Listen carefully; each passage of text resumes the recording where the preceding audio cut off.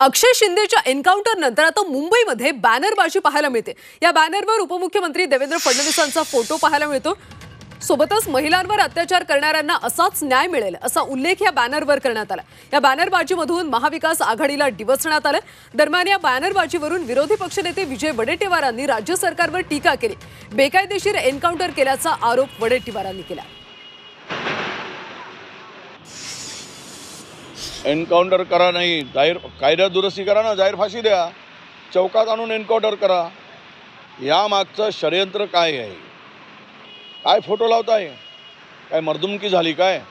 तो त्यांचा एक खासदार म्हणतो शिंदेचा, एकनाथ शिंदेचा, ते श्रेय घ्यायला बघतात। एखाद्याचा जीव घ्यायचा तो बेकायदेशीर, कायद्याने त्याला सजा द्यायला पाहिजे, कायद्याने तो शिक्षेस पात्र ठरायला पाहिजे। हे सोडून ज्या पद्धतीनं एन्काउंटरची भाषा करत आहेत, हे केवळ भाजपच्या आणि RSSच्या लोकांना वाचवण्यासाठी त्याचा एन्काउंटर केला आहे। हे काय मर्दुमकी केली नाही।